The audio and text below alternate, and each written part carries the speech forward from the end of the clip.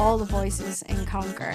He wanted me to do a couple of the other characters as well. So he goes to me, we want Barry to be like American, so can you do an American accent? And I was like, literally never been anywhere in my life. I'd just flown over from Dublin, and all I could think of was to add like every so often. It says, hi, you've reached like Barry's place. Awful. Even now when I hear it, I cringe. Uh-oh.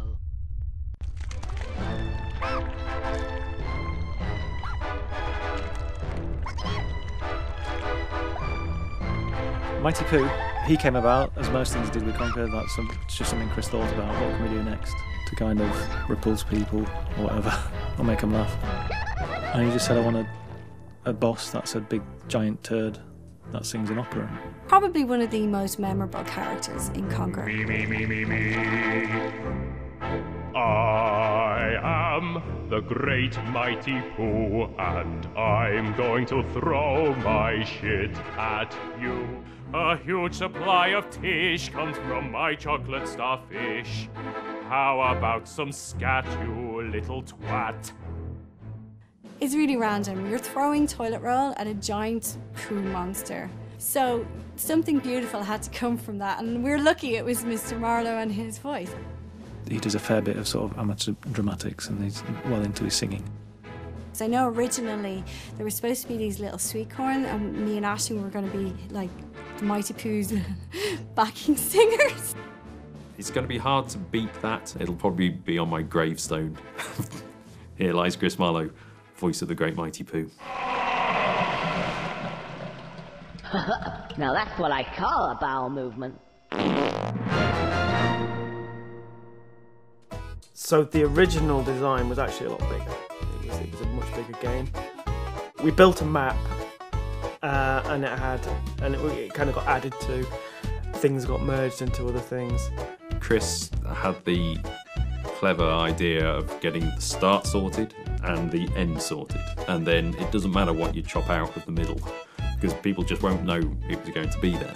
When I started, there was this huge sprawling land. By the time I ended, like most of the edge worlds had been cut out, and we just had focused on these bits in the centre.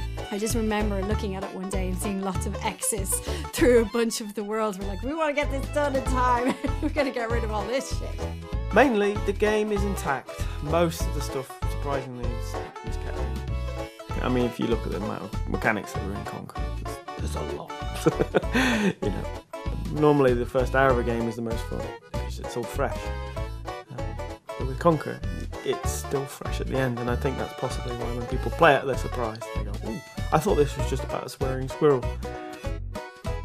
There was an unveiling, I think it was in Vegas at some English pub, where they showed it to the press for the first time, because this was kind of, I suppose they were all thinking it was going to be 12 Tales, cutesy, sort of Mario-esque type platformer. They showed them the Great Mighty Pooh, which was the big thing where everyone just went, what is this? I don't know. Everyone was laughing and stuff, but I think there was probably as many people with their jaws on the floor going, this is Nintendo. Nintendo were very lenient, really, with an awful lot of stuff. And Nintendo really supported it, and they, to the point that at E3, even though they showed it behind closed doors, they built a proper bar where you had to show ID to go in, and you could grab a beer and play the game. I mean, I played it fairly recently, and I'm shocked at some of the stuff. I probably would change some of the stuff now. The obvious one is the sunflower. That whole sequence is like, no, I couldn't do that again. If it was made now, and if it was the same team, it wouldn't. I don't think we'd do a game that people would want, because they'd want the original Conker, but again, we're not the people to make that game, ironically, because we've changed. My tastes have changed and I've moved on. You'd have a hard time getting it made now. So the only way for anyone to play it is to play the original, because I don't think there's going to be anything like it again.